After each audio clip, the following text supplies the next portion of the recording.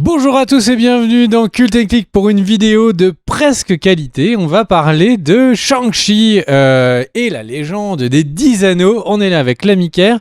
Kerr va nous rappeler un petit peu qu'est-ce que le film Shang-Chi et puis on va vous donner notre avis.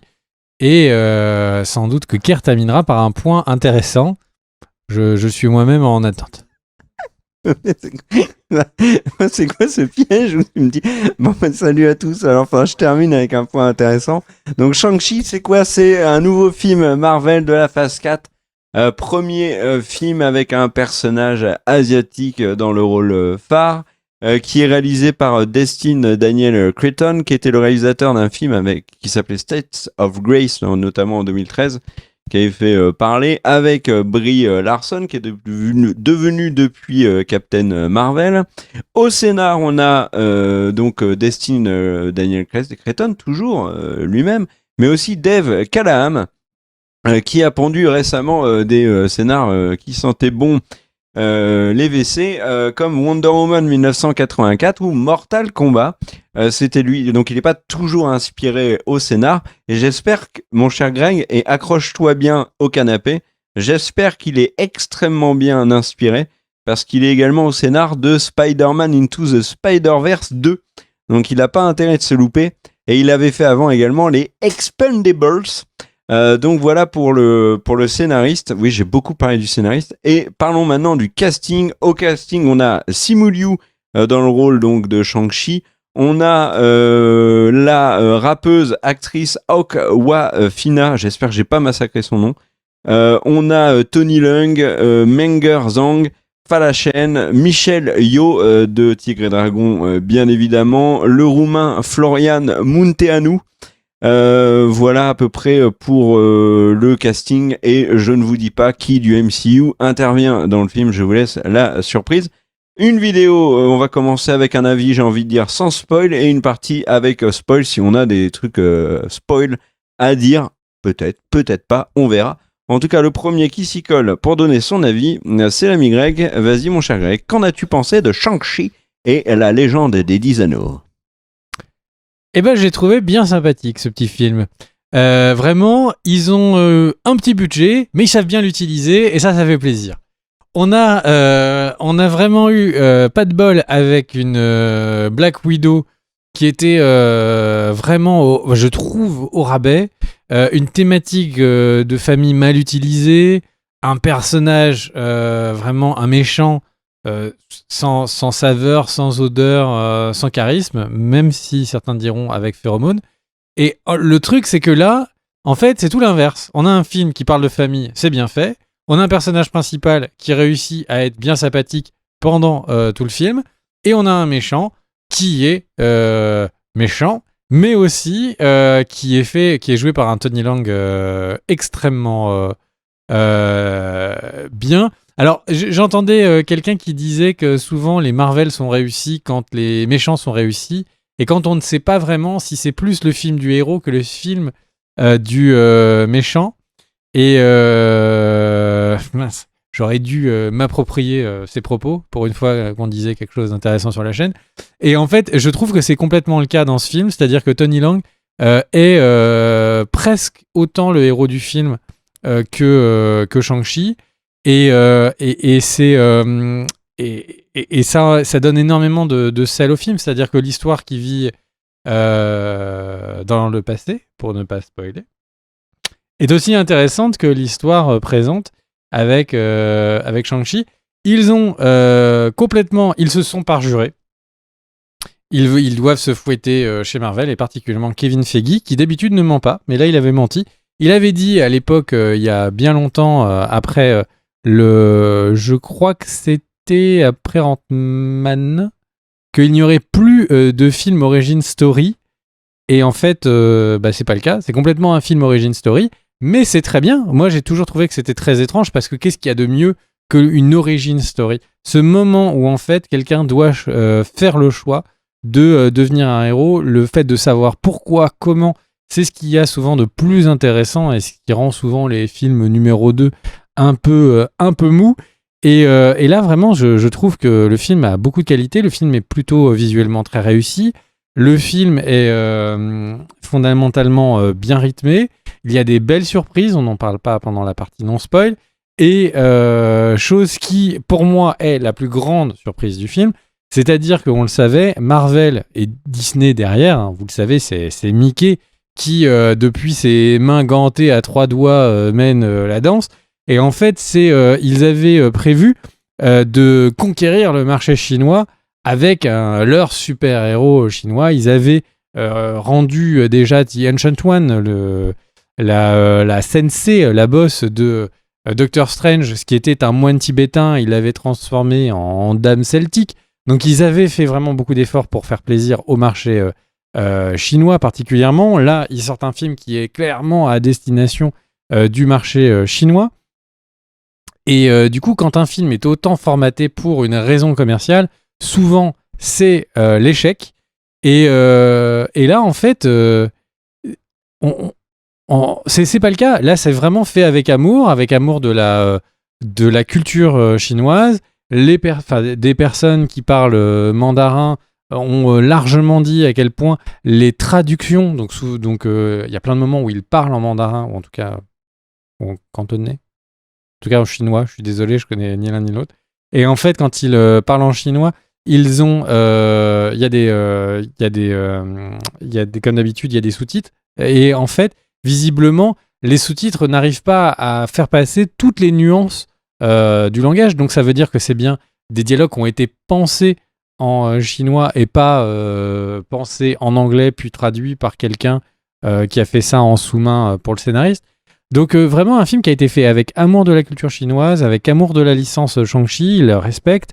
Ils ont réussi à faire une belle pirouette pour faire que Shang-Chi, qui n'était que un personnage capable de pas grand-chose, capable de juste faire du kung-fu, donc c'est sûr que par rapport à Endgame, il n'aurait pas eu beaucoup de place, ou en tout cas dans la bataille de Endgame, serait arrivé tout de suite les chiens de l'enfer, il serait mort en 30 secondes dans la bataille.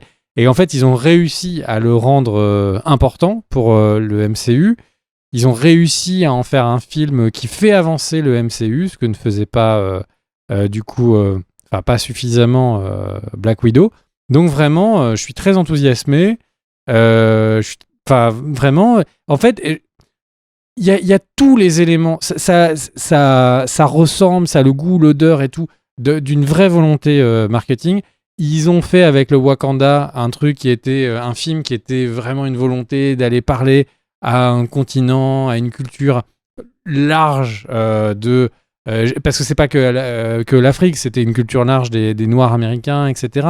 Et du coup, ils ont vraiment essayé de faire la même chose avec le marché asiatique et les immigrants ou fils d'immigrants asiatiques aux États-Unis, ou en tout cas en nord-américain. Et en fait, c'est pas grave, le film est réussi. Je pense qu'une grande partie de ça, c'est Simu Liu qui est juste un dude super sympa. C'est-à-dire que regardez des vidéos de lui, d'interviews, etc., on sent que c'est un mec qui est plutôt simple, sympathique, qui a des passions comme le fitness, ça se voit. Et qui est sa bonne humeur et son envie de bien faire se ressent dans le film. Et j'ai envie de dire, ils sont pas allés très loin pour le caster, puisque dans Kim's Convenience, qui était donc la série dans laquelle il jouait juste avant, en fait, il joue presque le même rôle, sans super pouvoir, mais il joue presque le même rôle, et ça marche très bien, quoi. Qu'est-ce que t'en as pensé, mon cher Car ? Je te rejoins sur tous les points, c'est-à-dire que en effet, on sent la volonté de Disney de séduire le marché chinois, que le film est vraiment formaté marketing par tous ses ports, mais que malgré ça, c'est un film qui fonctionne, qui a des vraies failles. Qui sont inhérentes, je trouve, à ce genre de film Marvel. On a des facilités, alors on en parlera peut-être dans la partie avec spoil. On a des enjeux qui sont très classiques, notamment dans tout ce qui est familial, le bien, le mal, etc. C'est quelque chose qu'on avait vu et revu. Mais malgré tout, malgré ces points qui pourraient être rédhibitoires finalement et qui fassent que Shang-Chi est un Marvel comme les autres, non, Shang-Chi sort du lot, c'est un que tu l'avais dit d'ailleurs très justement sur Twitter, c'est un des meilleurs Marvel qu'on a vu ces dernières années. Pourquoi ? Parce que moi, dans les dernières productions Marvel, ce qui m'a vraiment plu, c'est des productions qui étaient originales, mais qui en envoyaient pas plein la tronche. Loki, par exemple, alors Loki a des scènes qui sont très réussies, mais Loki, WandaVision, etc. On a eu beaucoup de films hors Avengers qui étaient un petit peu décevants. Et là, on a un film qui est, je trouve, original, avec des personnages secondaires qui marchent très bien et qui m'a beaucoup fait penser, étonnamment, je trouve, au Gardien de la Galaxie, dans ce souffle frais que nous apporte Shang-Chi. Et il y a d'ailleurs un truc qui est très rigolo, c'est que Awok Fina, je le dis peut-être très mal, je suis désolé, fait la même vanne que Star-Lord dans Shang-Chi, que Star-Lord le faisait dans les Gardiens de la Galaxie. Donc je trouve que le clin d'œil est rigolo. Mais Shang-Chi a vraiment des qualités. Le film est spectaculaire. Il y a des plans qui sont bluffants, je trouve. Et d'autres qui le sont beaucoup moins. Mais il y a une photo qui est parfois un peu dégueulasse et tout. Mais globalement, j'ai trouvé que le film était... voilà, par exemple, l'image que vient de mettre Sylvain était parlante. Le film est souvent spectaculaire. Le film est aussi dépaysant. C'est bien d'être dans un autre univers, de découvrir la culture chinoise, mais au sens un peu plus large et au sens un petit peu aussi féerique. C'est un film qui est généreux, y compris à l'excès. Et tu en parlais, mais on va pas le dire maintenant, mais moi, il y a des trucs qui fonctionnent extrêmement bien dans le film, et qui sont notamment le fait que le film est capable de nous surprendre. Alors, ça arrive pas souvent, mais le film nous surprend, et on en parlera dans la partie avec spoil. Moi, j'ai eu quand même quelques réserves sur certains aspects, on va dire, au niveau de la morale, et le message un peu latent que Disney essaie de nous faire passer sur certains points. Mais après, on pourrait dire que c'est une interprétation qui est marquée par l'actualité, et notamment ce qui se passe en Chine, peut-être. Mais toujours est-il que moi, j'y ai vu certains trucs qui me dérangeaient un petit peu. Mais globalement, si je mets tout ça de côté, moi, j'ai trouvé que le divertissement était vraiment réussi. Et il y a un truc auquel sur lequel je te rejoins sur tous les points, mais il y en a un que je veux aborder, que tu as abordé aussi, c'est les personnages. Alors toi, tu parles donc du personnage de Shang-Chi, donc Simu Liu, alors je sais pas son nom, je vérifie tout de suite, oui, c'est ça, Simu Liu, qui est très bien, en effet, dans la vidéo des news, j'avais dit que c'était voilà, le bon pote, tu le dis aussi, c'est vrai que ça a l'air d'être quelqu'un de très cool. Je trouve que sa sœur, très bien. La relation, son père, Tony Leung, beaucoup de monde l'a mis sur un piédestal sur ce film. Je l'ai trouvé bon, il n'y a pas de souci, mais c'est pas le personnage qui m'a le plus marqué. Par contre, moi j'ai trouvé que Aok Wafina était géniale, mais vraiment géniale dans ce film. Alors peut-être que je délire complètement, mais donc celle qui joue Cathy, moi elle est drôle, elle est simple. Bon, on en parlera après dans la partie avec spoil. Sur la fin, ça dérape un peu, mais globalement, moi j'ai trouvé que ce personnage faisait un bien fou au film, et je trouve que tous ces personnages-là vont faire beaucoup de bien au MCU, et j'espère qu'on les verra, j'espère qu'on les verra, tu vois, que Shang-Chi s'installe dans le MCU, fasse son trou, parce qu'il va vraiment, je pense, devenir un personnage qui va être intéressant, tu l'as dit, et aussi un personnage que le public va apprécier. Et dans un moment où, dans la phase 4, il y a un creux de personnages, tu sais, avec le départ de Captain America, d'Iron Man, le départ de Black Widow, etc. Là, le MCU doit se réinventer. Et là, pouf, on était sceptique sur Shang-Chi. On se disait, c'est une commande, ça va plaire au marché chinois, ça sera un film à part. Et en fait, non. Ils ont réussi le tour de force d'inviter vraiment Shang-Chi dans les Avengers. Et ça, franchement, chapeau. Est-ce qu'on fait du spoil, mon cher Greg ? Qu'est-ce que tu veux dire dans le spoil, toi ? Alors, attention, on part dans la partie spoil. Vous avez quelques instants pour jeter votre téléphone par la fenêtre. Donc du coup, sur la partie spoil, il y a quand même un élément dont il faut parler. Il y a des trous de scénario qui sont plutôt béants, qu'est-ce qui va se faire chier du coup le mandarin à envoyer la lettre à son fils pour qu'il aille voir sa sœur. Enfin, si c'est ça en fait que le scénariste veut nous faire comprendre, ça sert à rien du tout. Donc ça donne des scènes qui sont sympas, mais ça sert pas. Il y a quand même des facilités de scénario qui sont... franchement, pourquoi est-ce qu'ils sont pas arrivés ou que la date à laquelle le père pouvait arriver à Taolo 6 mois après. En fait, la date à laquelle il pourra rentrer dans la ville parce que le chemin s'ouvre, c'est 6 mois après, ce qui veut dire que du coup, Shang-Chi aurait eu 6 mois d'entraînement. Là, comme tous les films, le mec, on lui dit non, mais en fait, la solution, elle est dans ton cœur. Et du coup, ça y est, il a tout débloqué, il a débloqué son karma, et en fait, c'est juste Jésus, en fait, c'est juste que c'est l'élu. C'est un peu dommage parce que le film est basé sur des notions d'effort, il s'est entraîné depuis qu'il était petit, etc. Et puis c'est un peu anéanti par des trucs aussi idiots. Bon, il y a un moment, le fait que Tony Leung et le mandarin est sous contrôle mental, je trouve que c'est un petit peu long. À un moment, il le laisse durer un peu trop longtemps, ce qui fait qu'on sent que le fait que c'est un ressort scénaristique pour faire exprès que les deux s'affrontent. Donc il y a des choses comme ça qui sont un petit peu dommages, mais est-ce que ça casse l'enthousiasme ? Non, pas du tout. Je trouve que les moments où Shang-Chi tombe dans l'eau, voit le dragon, c'est hyper attendu, mais franchement, c'est très bien, c'est très réussi.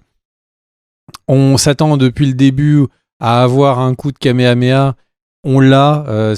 D'ailleurs, ça donne l'impression qu'on pourrait peut-être un jour faire un film Dragon Ball Z, ce qui est un petit clin d'œil, puisque non, il n'y en a pas eu avant. Je regarde, il n'y en a pas eu avant. Allez pas me dire dans les commentaires, ouais, si, il y a déjà il n'y a pas eu d'adaptation. Ça n'existe pas. Et voilà, le fait qu'ils aient réussi à fusionner comme ça des personnages en donnant les 10 anneaux à Shang-Chi pour lui donner un boost de pouvoir, c'est vraiment intéressant parce que comme je disais au début de vidéo, le personnage en termes d'échelle de pouvoir, il aurait pas pu faire grand-chose dans le MCU et là il devient un acteur qui est légitime pour entrer dans les Avengers. Donc on a quelque chose qui est vraiment réussi et vraiment parfois c'est juste une question de est-ce que la sauce elle prend ou pas, est-ce que le rythme du film est bon, est-ce que les acteurs sont sympathiques, et en fait on sent que le film réussit là où c'est important, il réussit sur ces principes-là. Et oui, la ville de Talo, si je me trompe pas dans le nom, bon, c'est une ville qui est composée de 50 personnes. Bon, ils auraient pu avoir un peu plus de casting. Ils n'en avaient pas, ils n'étaient pas dispo ce jour-là. Bon, pas de problème. Voilà. Et je me pose une question, mais ça, on en reparlera sans doute un de ces quatre. Mais est-ce que vous n'avez pas l'impression d'avoir vu l'origin story ou en tout cas des grosses similarités avec Iron Fist qu'on a eu sur Netflix? Je pense à la ville tibétanesque dans Iron Fist. Oui, c'est pas. Je dis tibétanesque volontairement parce que les problématiques que ça a amené avec la Chine de Kunlun, là par rapport à Taolo, c'est. On a la sensation qu'il y a des grosses similarités. Ces similarités qui du coup coexistent là dans des productions de ces derniers temps. Vous allez me dire, mais c'est pas canon. Pas de problème. Donc en fait, c'est juste un film qui réussit là où il faut. Et du coup, si vous avez l'habitude d'être énervé par les films à gros budget et les facilités de scénario, bah ça va pas louper. Mais en même temps, si vous aimez juste bien vous faire embarquer dans les grandes aventures, c'est cool. Et puis voilà, un petit hommage. Alors j'ai complètement zappé son nom, mais à la personne qui a réglé tous les combats du film, qui, si je ne me trompe pas, est décédée depuis. Qui était une des personnes qui travaillait avec Jackie Chan sur les Police Story. Et on le voit, ça se sent vraiment dans la manière de chorégraphier les combats. Mais encore une fois, je trouve que ça marche super bien. Voilà. C'est à toi, mon cher Kerr. Et ben moi, dans la partie spoil, moi je vais revenir sur un aspect du film qui m'a vraiment marqué, c'est que j'ai vraiment l'impression que c'est le premier Marvel Disney qui assume complètement d'aller piocher dans l'univers de l'animation Disney. Euh, alors vous allez me dire peut-être vous avez tout à fait le droit de pas du tout être d'accord avec ça parce que c'est vraiment un ressenti que j'ai eu et ça tombe, je suis à côté de la plaque. Mais par exemple le pet qui est avec le mandarin, qui est d'ailleurs la surprise du film, je trouve que le mandarin, le faux mandarin d'Iron Man 3, c'est vraiment une super idée, il est très drôle et tout, mais justement ce personnage, moi, je trouve ressemble énormément à un personnage qui pourrait être dans Réponse, qui pourrait être dans plein d'autres trucs. Le pet pourrait être dans Pocahontas, dans Aladdin, dans ce que vous voulez. Ou même alors toi tu disais Greg ça te faisait penser à des Pixar d'autres c'est marrant parce que sur Twitter il y a quelqu'un qui l'a dit justement, donc moi j'étais pas trop d'accord avec toi, mais si vous êtes plusieurs à le penser, franchement je veux bien l'entendre. Donc tu vois, ça fait penser donc à l'animation un peu plus ancienne de Disney, mais aussi à l'animation plus récente qu'on peut élargir à Pixar. Le Talo, ça m'a fait, enfin pour moi Talo a pioché vraiment dans Mulan, dans Raya, dans Vaiana, enfin dans plein de films d'animation récents. Bien évidemment, si vous avez vu, si vous jouez à World of Warcraft, vous êtes baladé un petit peu en Pandarie avec les différentes créatures qui font partie du folklore du folklore de la culture chinoise. Et ça, mais tu vois, ça, je trouve que c'était vraiment pour le coup ça fait très animation Disney, grand classique Disney, et ça passe complètement, ça m'a pas du tout dérangé, au contraire. Donc voilà, après, quand je parlais de facilité, tu vois, par exemple, quand Aquafina apprend à tirer à l'arc, tu dis, ok, bon, elle apprend hyper vite, c'est cool, elle devient utile. Dans l'action, je parle, elle est utile dans le film, mais dans l'action. Mais je trouvais bien qu'elle ait toujours un grand maître avec elle qui la remettait en cause, puis qu'ensuite qui lui tend la main, etc. Mais l'énorme facilité, et là où le film pour moi a fauté, alors c'est pas dramatique, mais ils ont fauté, c'est qu'en fait le maître meurt et que ce soit elle qui bute le kaiju, quoi. Et ce qui aurait été très bien, c'est que ce soit elle et le maître, et on va dire à part égale, qui tue le kaiju. C'était trop facile de lui donner ce rôle aussi important. Voilà, mais et puis je trouve qu'ils nous ont piégés parce que comme ils mettent un petit peu de MCU à droite à gauche avec Wong par exemple et la créature verte qui t'intrigue, tu te dis mais c'est qui, ouais, est-ce qu'on va le voir dans Doctor Strange 2, etc. Tu te dis il va y avoir d'autres apparitions. Et moi par exemple à la fin quand t'as les créatures qui tapent derrière le mur donc de la porte des enfers on va dire, moi je m'attendais à voir un personnage de ouf du MCU. Alors je sais pas lequel, mais un personnage célèbre du MCU. Et vraiment, moi j'étais là comme ça en attente. Alors bon, on l'a pas eu, mais je trouve que le film joue avec nous et le fait bien. Et puis nous propose des scènes, classiques des films de kung-fu, comme j'en parlais avec la personne qui m'a accompagné le voir. Il me disait, la scène par exemple des échafaudages, c'est typique des scènes de kung-fu. Donc bon, moi je suis pas trop expert de ce genre de film, mais moi j'ai trouvé, voilà, il y a plein de choses qui sont vraiment réussies et même dans la partie spoil, tu vois, là où je parle de facilité, etc. C'est pas des choses sur lesquelles je me suis braqué ou je me suis dit non là le film merde. Voilà. T'as d'autres choses à rajouter?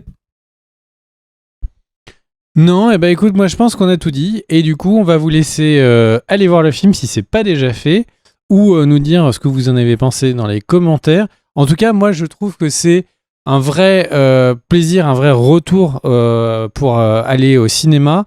C'est le retour de Marvel. Black Widow, c'était mignon, mais c'était pas, en tout cas de mon point de vue, un vrai retour en force. Donc là, ça y est, j'ai envie de voir les prochains. J'ai hyper hâte de voir Eternals. Surtout qu'Eternals, c'est censé être le film qui envoie énormément. Et là, on en a déjà beaucoup eu dans la tête. Donc, j'ai envie de dire à très vite pour une prochaine vidéo. N'hésitez pas à vous abonner si vous avez envie de voir d'autres critiques sur la chaîne ou tout simplement de revoir Care et de voir cette blancheur d'Épinal. On se retrouve bientôt. Des bisous à tous. Ciao, ciao. Ciao.